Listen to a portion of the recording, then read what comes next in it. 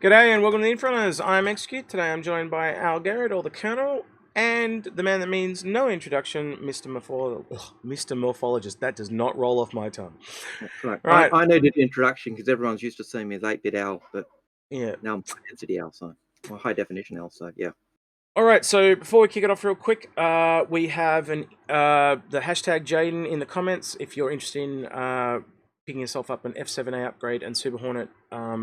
The guy that's giving this away, his friend Eric passed away, and he wants to see it go off to a good home, in short. So, the topic for today, Mr. Morphologist, that you picked, I'll let you take it away. Go for it. All right, so today we're talking about does Star Citizen appeal to you, or like is Star Citizen appeal to you, right? Is that the title of it? Yeah, pretty close. Pretty close. I think we called it is Star Citizen the game for you? Is Star Citizen the game for you? Yeah. Is Star Citizen the game for you? So basically we're talking about first what age group does Star Citizen appeal to and why? Then is the appeal correct? Like is this where we think Star Citizen should be? And then we'll go into more about why or what they can do to appeal maybe to a wider audience if we think that that's indeed a good idea of both young and old backers. So like actionable feedback for CIG of what they can do to improve that part of Star Citizen's appeal.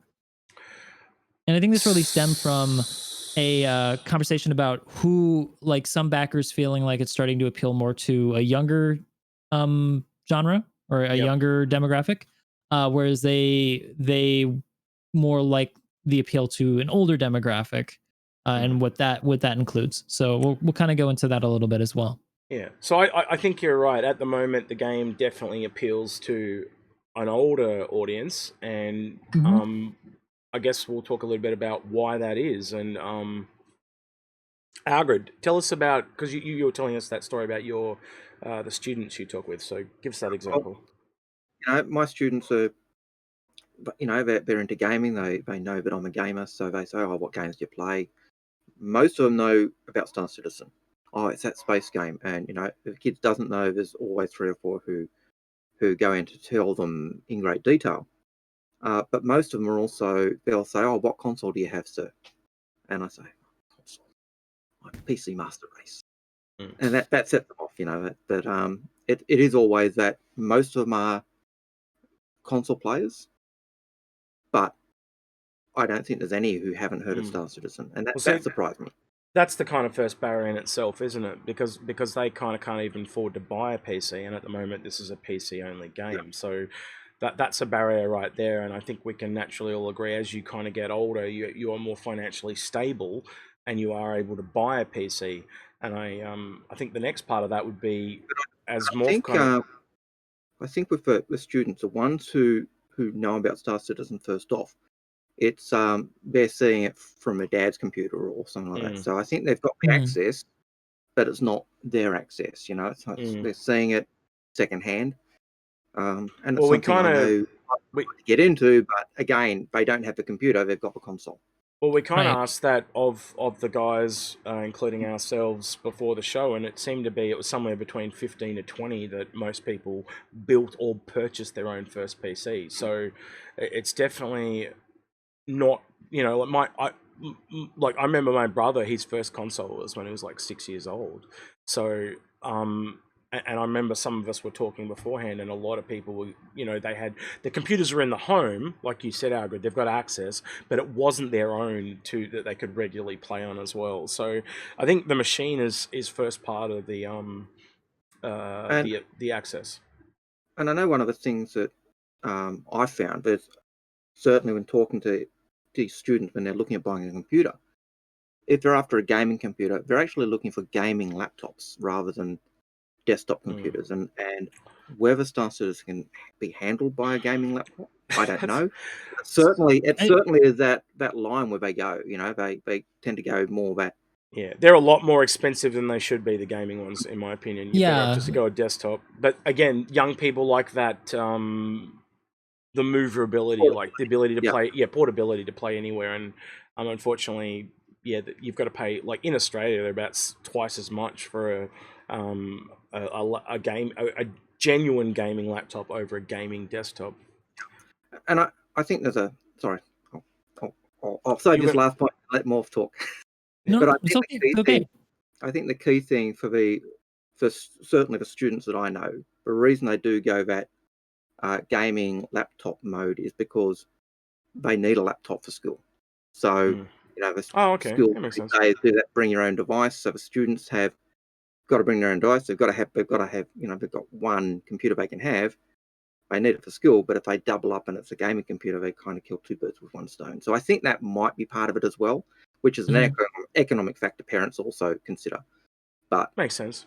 Two birds, one stone. Yeah. Yeah. Okay, your turn, Murph.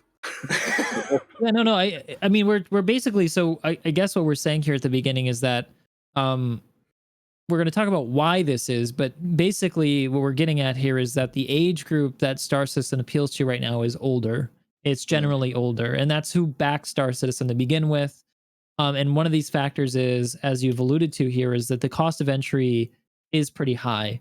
Most young students have consoles. Their parents are helping them buy them. They're not buying PCs. They can't afford PCs. They need something for school. And Star System requires a really nice PC and a super nice laptop to be able to run it well enough to, I would say, enjoy it, which is like at least 30 FPS constant. I mean, only the top end PC right now can do that. So I think that's one factor. Yeah. I think the other part that we've also talked about before the show was the perception of how the ships themselves, or you feel like you have to spend a lot of extra money, and a couple of factors in there is how the game's marketed by media, how it's actually marketed by CIG, and we should probably talk about that a little bit as well. So, and that's what and that's what I wanted to transition over to as well. I think it's also it's not just the cost of the PC, as Algared said, but it's also the cost of entry, or the perception of cost of entry. Now, we did talk a little bit, I think, about changing that perception. I want to leave that to the last part of the conversation, but it definitely has this perception due to, in large part, media, media outside the Star Citizen community, that has talked about how expensive some of these backer packages are. And it doesn't matter how you talk about how it's to back the project in a certain way. The perception is that you pay a lot of money for a really expensive ship, and in the way people usually think about the way something costs is, if it costs more, it must be better. And so in order to enjoy the experience to the fullest extent, you need to spend the most amount of money, which in this case is 25,000 or 26,000, whatever the highest end package is. Give me 1 second. Yep. I think Morph's frozen there a bit, but we'll keep going. Yep. Yeah, so with the perception of prices and stuff like that, I find the way media kind of attacks this game at the moment, because CIG don't have any other games, they kind of can't defend themselves. Like, where if you attacked EA, they just wouldn't let you look at their other games. With CIG, they've only got one game, so it's a lot easier for the journalists, so to speak, to get that clickbaity title to attack CIG. But I think the game itself, when it's able to speak for itself, when it's like more of an actual game, I think as time goes on, that will be eroded. And I think you guys would both agree, as time's gone forward with Star Citizen, it's got more and more of a louder voice, and it's just building as time goes by. Yeah. And I think you see that anyway. You look at the streamers and what the streamers are playing and using in ships, and most of them are using the bigger ships. A, because it's a multiplayer gameplay. B, because they look cool. All of the above reasons. But and we ourselves do it. We do a fix on a fleet, and when people say, "What should I get?" and we say, "Look, it's going to be easier for you to earn down than it is to earn up," and that's true. But I also think, Algared, I have to step in there and kind of say, we try to get people to consolidate once they've already kind of gone too far down. But straight out of the gate, you and I both say, just get a starter kit or a starter bundle. We don't usually or one ship. So usually when we're doing that, we are consolidating and saying, "Hey, look, you've got millions of these small ships. Go for this one, and then earn everything downwards." And both you guys have been doing streams with starter ships recently as well, and you've you're finding that people are watching them regardless as well. So it doesn't seem to be what size ship you have, but it's just the game itself that people are generally interested in. I think people are interested in Star Citizen, but again, people look at it as like, one of the first questions I usually get about stuff is just keep talking and fix it at the same time. I don't know what's going on, but it's fine. It's actually Discord that's causing this problem. I just realized that that's what's doing it. Because every time Discord asks me that question, it freezes the input. Oh, okay. Evil Discord. All right, we'll keep persisting. It's fine. So just keep going. Yeah. So what I was saying is that the you were talking about starter ships, and you and Algared have been streaming them recently. Yeah. So I think people still have this perception. The first question they ask is like, do I really need to spend a lot of money to play or enjoy Star Citizen? So regardless of whether or not what ship I'm flying is good, and I talk about that, people still have this idea because of the media that it's expensive to get into. And that's really the point. And that's definitely not a good thing. And I think it definitely limits the people who Star Citizen appeals to. But I want to move on then, if that's okay, unless you guys have anything else to add to the next thing, and that's the complexity. Well, I guess I did just kind of brush over the complexity of the sim sort of environment as well. I think is that there's like Star Citizen, I think right now is definitely more simulation based. It's got like the way that you fly ship is not immediately appealing maybe to a younger audience, which is also a factor. And so I think that all of these things add up to a statistic that I actually provided. If you would like to show that to people. Yeah, I can pull that up. Here we go. So yeah. So tell us what this is, Morph. Right. So this actually is my from my YouTube statistics based on my YouTube videos for Star Citizen for the past 90 days. You'll see in the upper right hand corner. And what this says is that the majority of the demographic that watches Star Citizen videos is actually rather on the older ages versus as opposed to the younger age. I didn't do the math to calculate what the actual average age is, but if you look at the percentages, more of them are over 25 to 34 than they are under. So that would skew the age probably over 30, 35, maybe around there, which is around the average gamer age. But then when we examine statistics for very popular top 10 ranked games and what their average age is, it's still around like 20 to 25. So we're definitely skewing towards the older demographic. And I think the factors that we've just talked about are what have created this situation where it's appealing to this this older demographic. I don't think it's a bad thing because I like the sim part of Star Citizen, but I think it can definitely be a problem for Star Citizen's health. So that's I think then segues us into. Sorry, go ahead. No, I was just going to say this curve is very similar to general statistics on gaming. You know, most people are around that 34 to 35-year-old bracket anyway. So that peak is where I'd expect it to be. And if that's true for pretty much computer gaming in general, how easy is it going to be to change that? Like if the standard average gamer is, the average age of a computer gamer is 35 or 37, how do you change that? It would be interesting if you could the different. If we actually had the statistical data from CIG on the average age of backers, that would be kind of interesting. And like you could kind of see, like say it's like 40 instead of 35, so you can kind of see which way it's leaning. I think definitely with what Morph was saying earlier about the people that are really into the Sims and stuff, that is a lot older crowd, and I think you're already seeing a little bit of fight against that, so to speak, because it seems to be moving a little bit more away from that sim. Like with changes to the flight model over the last couple of years, people have kind of not been liking that and stuff like that. So I think they are moving towards that more general appeal. I know around Christmas I actually introduced one of my nephews to Star Citizen, and he was coming from a Call of Duty, the Battlefield, the FPS type combat style, and he was I'm going to get out there, I'm going to shoot people up in the ship and do FPS. And one of the things he discovered really early on was I need to learn to fly. So that really does kind of move us on to the next part you want to talk about is the correct appeal where it needs to be, and I think we kind of all agree it does kind of need to appeal to as many people as possible. So probably that does mean that it needs to be slightly younger than where it is. I don't know. What are your thoughts on that? I think it's Actually, I think there's another wrinkle to this that we hadn't even discussed in the pre-discussion Okay. before we started doing Yeah, go this. for it. And I just realized we're actually looking at statistics that examine a very small pool of viewers True. that are in the gaming community, because you talked about an average age as the gaming community as a whole. That takes in a lot of different things under account. Yep. We're just talking about a specific game. True. I think that the sim perception of Star Citizen and its high cost of entry perception have pigeonholed it into a very small segment of or a small demographic in general, and that is a problem for Star Citizen's wider appeal to grow its player base to be a more widely successful game. Yeah. And my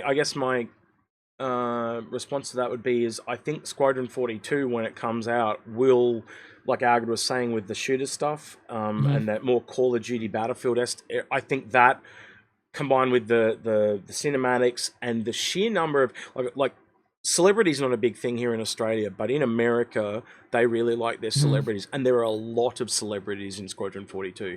If you look at games like the Call of Duty, there are 2 Call of Duties that had 1 star in it. One had Kevin Spacey, and I forget the other gentleman's name, but he was from Game of Thrones, the guy that played Jon Snow. They were in those, and they just had more people play them because of those actors. You look at the hype that was behind Cyberpunk with Keanu Reeves. Yep, that's a good example. And that's the thing. And I saw them bring out a video with Keanu Reeves doing the green screen and the doing the whole get up so I can do the scenes. And people were raving about it. I'm thinking, oh yeah, that was Mark Hamill, John Rhys Davies, Gary Oldman. We've seen that, and that we saw that years ago. Yeah.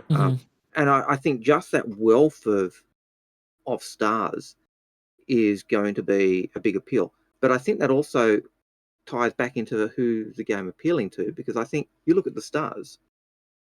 Gillian Anderson, she's, you don't see her on TV anymore. She's on Netflix. Algared. She's on Netflix. She's on 2 different shows on Netflix right now. But anyway, I digress. So, her big fame, her big link was X-Files. That's where a lot of the older gamers certainly knew her from.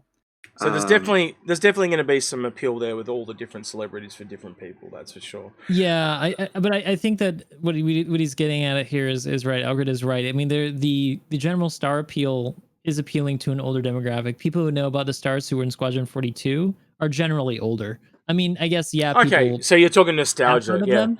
Yeah, I'm talking about these people have been around for a long time and are very famous for movies that were in the past, and some of them quite far in the past. So right now, if you look at who idols are and who the number 1 actors are for people in the younger demographic that we're, I think, talking about Star Citizen can hopefully appeal to, they're not in Squadron 42. That's for sure. Yeah. Henry Cavill was probably the one I would think of, but yeah. Henry Cavill's actually, that's an interesting one. He's a fairly recent actor who's become quite famous, and he's amazing actually. No, I think he might be a good link. I think it's a good point though. I think that is one possible solution. But I think what we're saying here then is like, who should it? What? He's not like Andy Serkis or John Rhys Davies or Mark Hamill. He doesn't have that big appeal at the moment. He's known as The Witcher. He's known as The Witcher and Superman though as well. Kind of like one of those castings that they cast him, but now it's going to pay off because it's taken him so long to make the game that he's become famous. He's become quite famous. That was like a hidden gem. I mean, like hiring him at this point would have been wildly more expensive, I suspect. Yeah. So he more or less came along and said, "Hey, I'm a gamer. Let me in. Let me in." Well, so I think the other part of this is at the moment it's a very combat focused game, and I also think we'd all agree Squadron 42 is going to be very combat focused. So to broaden that appeal is actually broadening the gameplay types. And we do see that a lot in the community already asking for more gameplay loops. So I think that'll definitely be something that adds to it over time as well. So definitely.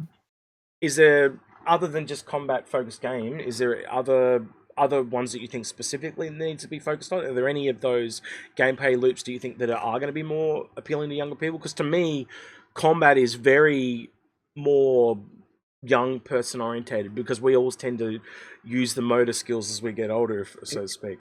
If I was to go on the games that my students would would bill and say, "Do you play this one? Do you play this one?" It's Fortnite, Call of Duty, Oh yeah, Minecraft. Actually, Fortnite. they'll actually call out Minecraft as well, but it's usually about Fortnite and Battlefield and Call of Duty and those games that and PUBG and all of those. They're the ones that are getting the kids playing, and it's that now combat type thing. So I think if it's just combat, we are getting that younger generation appeal. But then the question is, what's stopping them? And I think the wider gameplay loops is really appealing to the older gamers who just who want the breadth rather than just the one. I don't want to go down the rabbit hole, but I also think it's not just younger gamers, but also the female audience. They are not as combat centric as us male counterparts are. So things like, and I don't want to cookie cutter people, but the healing and stuff like that. Statistically, if you look at MMOs and stuff, like the ladies tend to play more healers and stuff like that as well. But I also question things like, and this is a slight tangent, are they going to get into repair as well? Or are they going to just focus on the medical? So, yeah. I think there is some real broad appeal with this game. The other thing I kind of look at too is being sci-fi. That doesn't seem to appeal to as many people as fantasy does. So that they probably can't fix, so to speak, because it's a sci-fi space action shooter type of game. But you get what I'm trying to get to. How appealing can they make the game? And I think the theme is also partially part and parcel of the cause.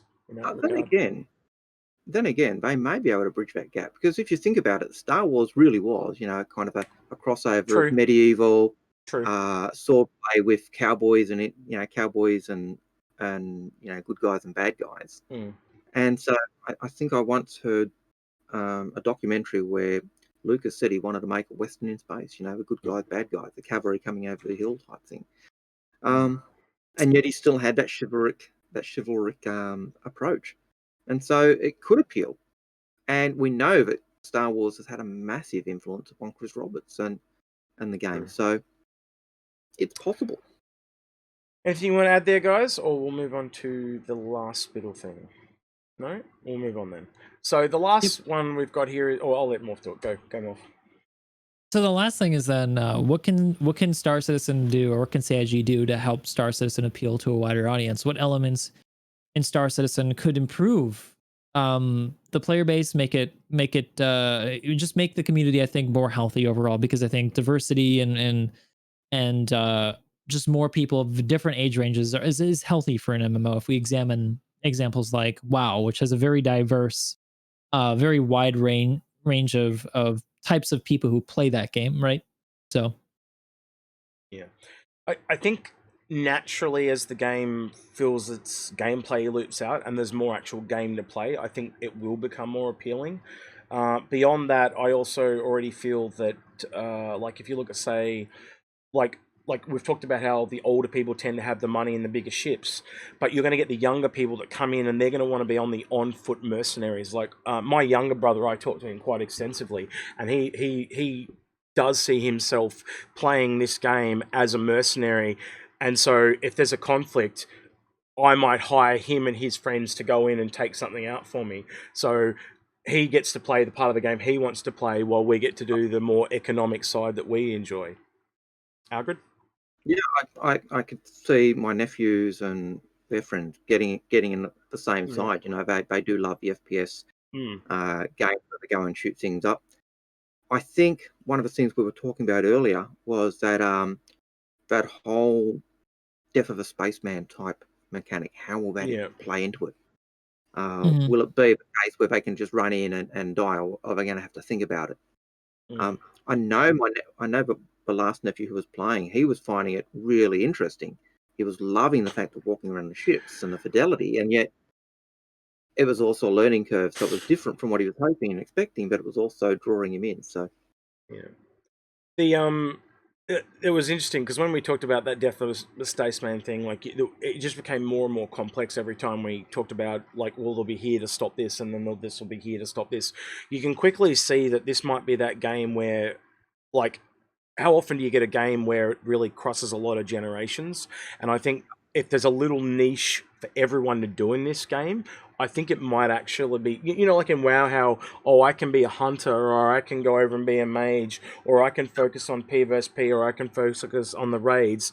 I think everyone's going to find their little niche. So, like, if you just want to go out and be a miner, you can do that. But if you want to go into combat and fight every single day in like a theaters of war type style scenario, I think you'll be able to do that too. I think they are on the right track, personally. Morph, you haven't said anything about this topic, this last part. So, unleash. Right. Okay. So there was actually a lot of stuff we talked about before this that I think revisiting for the video is definitely worth doing about this topic. And part of it was like there was a big argument happening about who Star Citizen actually appeals to right now. And an argument about who it should appeal to, because I think some people, we touched on a thing about the communities, that some people feel a little bit slighted. Some of the older community who are more into the sim base, they feel like now they're appealing more to a younger audience. What I guess I want to say about that is, like, obviously I think that it should appeal to a wider audience, and I think there are many ways to do that. But one of the problems right now with Star Citizen's current state is that because there's not a lot of gameplay loops, which would, I think, help increase its appeal. The more what you can do right now basically is combat mostly, right? You've got mining and hauling, which are fun to some extent, but mostly it's combat, because that's the only content that we can really make, and that only appeals to maybe a younger segment, because it's more fast paced, and it's it doesn't allow for a lot of the sim based stuff just yet, perhaps because there aren't those systems currently in Star Citizen to help do that. It is possible, and we do run those really cool special events where we get people together and do sim like stuff, but ultimately the systems in the game aren't built yet just to allow that, which I think is what maybe older people are looking for, the more strategic part of Star Citizen.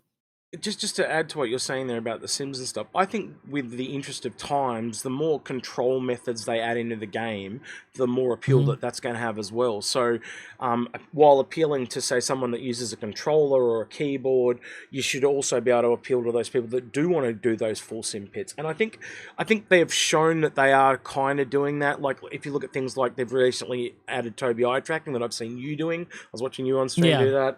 I know Space Tomato's got one. I know Moist Noodle's got one. So they've definitely, like, trying to do some different techniques for control. And I think in the interest of time, again, as it goes on and on, I think they'll probably, VR came up right at the start, and VR's kind of, well, for me, I still think it's a little bit unproven.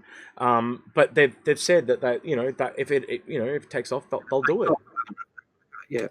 Yeah. So I think, long story short, they will look at more control methods to include as many people as they can. Sorry, Algared. And we'll see, like, when you're looking at the inclusion, you look at the last dynamic event we had. While it was mainly pew-pew, there were elements in that were totally unrelated to combat. It was just being able to grab the specific cargo you needed, and take it to a location. There was the go in and gun blazing and kill the guys who were holding the ships. There was also the just straight up go fight the capital ships, and so there was a whole range of different activities that appealed to people. Even in that little Moldy Crew play session, because I played it with Piggles and Hater and we streamed it. There was those of us that were doing, parking the ships. There was a couple of ships covering because other ships were spawning. So we had combat, we had teamwork, and it was simple as just transferring boxes from one ship to another. But the talking was constantly going on. Oh, we've had another ship spawn. So even in the little gameplay loops we currently have, if you multiply that out and out and out, you can very clearly see it ripple over time, and the appeal is going to just grow and grow. A wide range of players. And so I think that actually says, it just reiterates what you were saying before, but you think they're on the right track. But yeah, we just need more of those loops to kind of flesh it out even more. Kind of like along lines of what Morph was saying at the start too. Like, we know that he's looked at Battlefield as something that he wants to kind of aspire to, but he wants to go deeper. So it's a combination of keeping it simple yet detailed, not complex, but detailed. And I think that's kind of where he's heading. Where we've heard them talk about how you want to be able to pick up an ammo clip and actually take the ammo out that's in there and put that into your gun. Now, in some other games, you might have to do 5 different buttons to be able to pick that up and do all that stuff. But if that, like, you can already see how they've got that radio menu and holding F that allows it to do multiple things already. Yeah, I think you're kind of hinting at something that I think is really key for Star Citizen a success, and I think what they're trying to do is try to make it so that you can look at Star Citizen as an alternative to Battlefield or Escape from Tarkov or like any of the very popular shooters. But if you wanted to delve deeper into the details of Star Citizen, it would be more rewarding, so that you can on the surface hop in and be a Marine. But then if you want to do something more, you can also be, a medic, or you could be somebody who does more the logistics side of things, or you could be a commander. And that will be very rewarding because Star Citizen is much bigger than just a small fight like what's in Battlefield. It has more of an impact. See, that's really important, because if you are like, say you are just like that Call of Duty player that just wants to shoot things, would you like to just do that and then rinse and repeat that you kind of do at the moment? Or do you want that thing, so like, I'm going to go take this base and it's going to have this cause and effect that flows onto all these other people, so that these people can move in and do this that are in my organization or whatever. And I think generalistically most people want something that appeals, that they know that what they're doing kind of has some cause or effect, or it matters to them. Yeah. And I like, even on the most basic level, like, I don't play first person shooters as much as I used to, but I still play a lot of them. And I can tell you that I like it when they, like, do you remember the in Battlefield when the buildings and stuff would fall down? Yeah. I used to go out of my way. Yeah, Levolution is what they called it. I used to go out of my way to do that stuff because it had an effect on the game.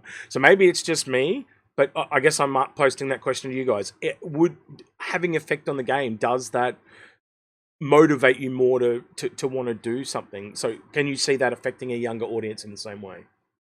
You've probably heard me say in the past I'm not a big FPS player, or but I loved Daok back in the 20 years ago.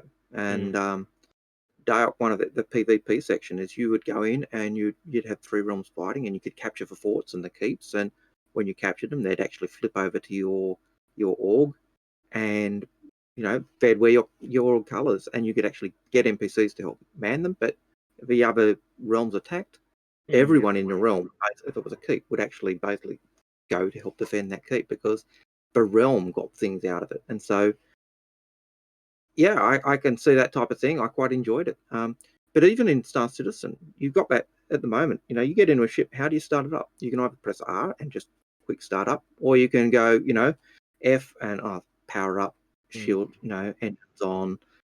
And so there's a whole different line of things you can do to actually get your ship up, or you can just do a quick, easy in and go. So I think you've actually then got, even at the moment, you've got those different degrees of, I suppose, realism or immersion, I suppose, is more accurate, isn't it? So do you reckon that'll appeal to the younger audience more, actually having decisions that matter through an FPS mechanic? Because let's be honest, I think at the moment especially, that FPS is probably what's appealing more to the younger crowd, giving them decisions that matter. Do you think that will affect their choices? I think right now what's appealing is getting in shooting and having fun. That's been what the number one games have always been, with no real impact on the world that you're in. There's not really an MMO element. It's just, you either win or you lose the map, or you win or lose the round. I think that it could be appealing. It's just that it's just not really been done before like this. And I think part of it is people don't know what they want until they see it. And I think that this is something, personally, I mean, I think that it would be very appealing to a wide audience. But I think that it comes down to how it's advertised. It needs to be advertised as like your combat here. You can do it like in Battlefield, except in this world, it means something because you've taken something for your org, or you've lost something, or there's some progression that you feel on top of it's you're getting what you get in other games, but you're getting more. I think Let- that's what needs to happen. That feeling of getting more Let out me of the po- experience. Let me pose this to you then, and I know how Algared's going to reply, so I'm going to let Morph reply first. Imagine if they had a Vandal type event in the persistent universe where we have to all get together and push them back, type of thing. Mhm. And I can see that be very appealing, like just the camaraderie that would come across that whole us versus them mentality. And you kind of already saw Yeah. that a little bit in Xenothreat, if you know what I mean. I think that certainly would help. The events themselves seem to appeal to a large amount of people, because some people. So when you create a situation where you have to figure out what you have to do for yourself, I think that creates a very niche audience, because not everybody wants to figure things out for themselves. A lot of people, I hate to say, but kind of want to be have things be a little bit more on rails. They want it to be clear about who True. the enemy is, who your ally is, and I think events give us a condition where it's very easy to jump in and understand what you have to do to experience success, to release those endorphins that make you feel good about playing video games. I think events do that. Definitely. And it's a way to make the game appeal in general. Yeah. Which No, inevitably I appeals agree. to a wider audience. It Yeah. definitely even just the variety, and you can copy that across several of the things we've talked today. Variety definitely gives broader appeal, whether it's more gameplay loops, variety in how you do your combat, where you do your combat, all that. The more things you have, the Yep. more people it applies to. Yep. Agreed. Not saying variety is the spice of life. Yeah. Variety is the spice of life. Keep going. Sorry.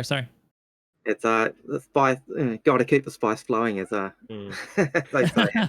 The spice June. must flow. Yes. Spice must flow. But I think said- in terms of the Vandal event, Mm.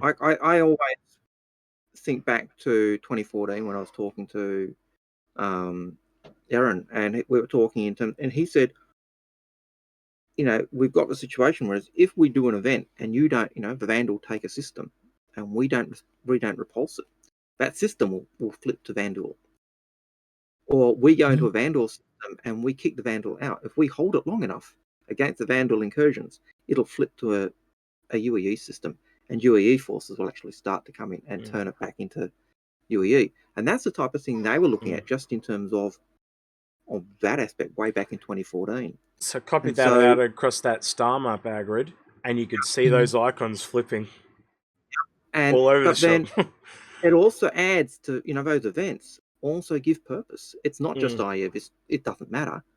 It matters because, you let them take Vega, then but the next they're attacking Stanton, or they're attacking Terra, or they're attacking Sol. And that might be where you've got your base, or where your friends are operating from. And so those events matter. And so you're invested in them. Times that out to Algared by when they bring alien races online that we can play as. So the Xian and the Banu, and what races are behind them. I'll leave that. Yeah. That's for another discussion. Right. But yeah, you can see where I'm going with that. So again, more variety basically maximizes it out. But look, I think it does. I was going to say, to start to round this up, or wrap this up, rather, I think they are heading in the right direction. That's. I'll let you guys have your say, and then I'll kind of say mine at the end. But that's where I think they're heading. Yeah, they are heading in a really good direction. Right.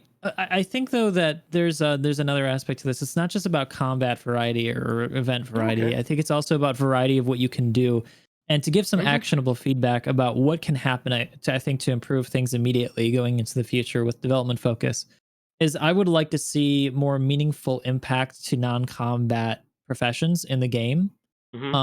So like, for example, logistics. I would like people who want to do logistics to feel like what they're doing matters. So what does that mean? I think that, there needs to be a scenario where supplying somebody feels important, like a supply ship to reinforce somebody in the event. I could think of so many times where I was using ballistics on the Idris and not the Javelin, but the Idris and the Xenothreat fleet, where I was running out, and it'd be really nice to have somebody in the fleet that could resupply us or repair us on site. Having that, I think, in the game. Can you imagine a real simple event where there's some kind of space station between two landing zones? So I'm just going to give you a scenario. Halfway between Crusader and Hurston, and if you control that like if you've keep the supply level up and it slowly drops, but if you're the one that keeps it at the top for your landing zone, you get a discount at that landing zone. So you got these two teams straight off the way, like is it Crusader or Hurston that you want the cheaper prices at? And you could actually have different sets of gear. So for example, miners get cheaper gear at Hurston, but combat people get cheaper gear at Crusader. Can you see straight away how there's this three-way dynamic? And that would encourage those people. And that would be able to put into the game right now. I do think, though, we are on the cusp of them holding off on a lot of stuff because of that, all the tech that they talk about, server meshing, iCache and all that. And once that rolls over, I think a lot of stuff is just sitting there in the background waiting to be switched on. And I think if you look at the roadmap, it kind of points at that there is a few of those gameplay loops coming in this year. So maybe next year we'll see those, unfortunately. Sorry, Algared. I've got the impression that is always where they've planned to go, that supply and demand.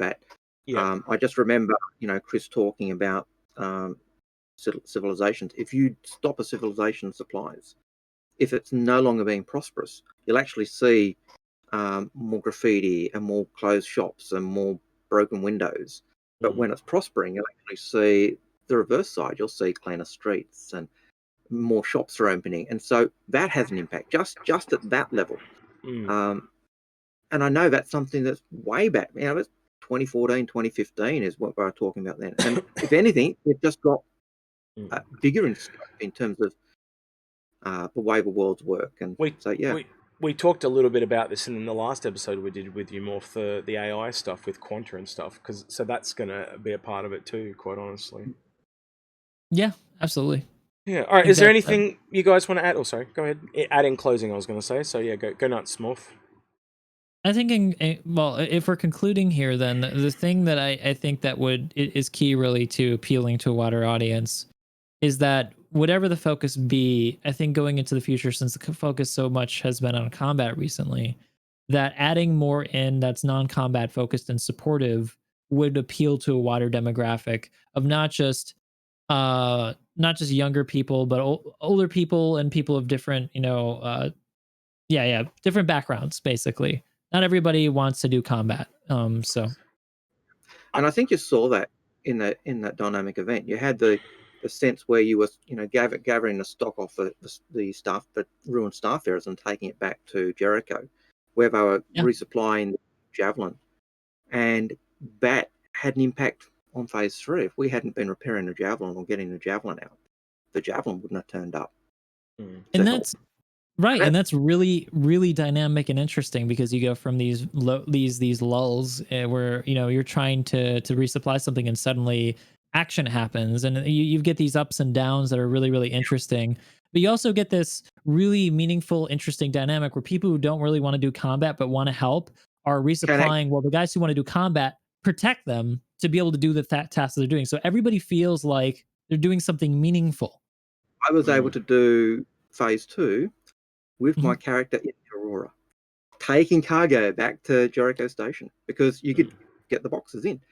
But I think you could also build on that by when resupply comes in, and you can have your Vulcan or your Crucible or your, and you can be on the outskirts of the battlefield, and instead of people having to go to, say, that station, they could actually come to you and get resupplied with those ballistics. So again, adding that sense of purpose and to the game, or having people with an endeavor which can heal people if they're sick or injured from a battle, and then being able to get a new ship for them to take off in.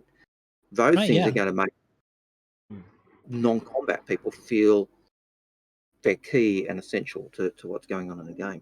And I think that it also has the added bonus effect of making older people who want the more command and strategic part of the game to happen feel more useful, because then they can be the ones being instrumental in the organization and placement of these different dynamic players who want to do these certain things, and like the success will hinge on how well you're allocating resources to each element of the field of whatever event you're participating in. Who's doing the hauling, who's doing the protecting, who's doing the resupplying, and how are they working together? Where are they positioned? Are they being protected? Like that is really appealing, I think, to people who want that really cool RPG or like from above sort of feel where you're controlling the battlefield, Yeah. Fighter Wing A, go and resupply. Fighter Wing B, take over the cover. Just the whole massive fleet organization and movement just in that level. But to bring it back to my concluding thoughts, I think the big thing that is probably the link to widening that audience base is the fact that you need a PC. I think that how does Algared always manage to steal my? That's exactly where I was going to go. Go ahead, keep going. But I think it doesn't matter what CIG do in terms of adding all those things. If people can't get in because they don't have a PC, it's irrelevant. Yeah. And I think that comes back to that dynamic of the averages of who's playing computer games. And I think that average of the average age being 35 is there because people don't buy a PC until later on. Is the answer going console as well? Yeah, maybe down the track. And that was going to be my question for the comments. So let us know in the comments below. Do you think, and would you be happy when they event? Because it's going to happen. Every Chris Roberts game has gone to console. Every single one he's done. Do you think that is a thing that they need to do? Eventually release it to consoles to broaden the appeal. Morph, you were going to say before I cut you. I think so. I think so too, because I think that does two things. If you're making it able to run on a console, then ultimately you're making it able to run on lower grade hardware, and that would reduce the cost of entry because now you can buy a console to get into the game, but you also can buy a less expensive PC. So I think working towards making the game run better will in effect appeal to a wider audience, allow them to make the game more successful. So definitely, as they do development more forward too, we'll see more optimization and stuff like that. And they do optimization passes from time to time, but I think you can all agree it's not to the level you would expect for a polished final game. So we've also got Vulkan coming online, and DirectX 12 and all that kind of stuff. So that's all going to make improvements as well. So yeah, definitely, as I've been saying almost the whole episode, as we move forward, it's going to get broader and more broader appeal. All right. Yep. I think we'll kind of wrap it up there. Thanks, Morph, for coming in today.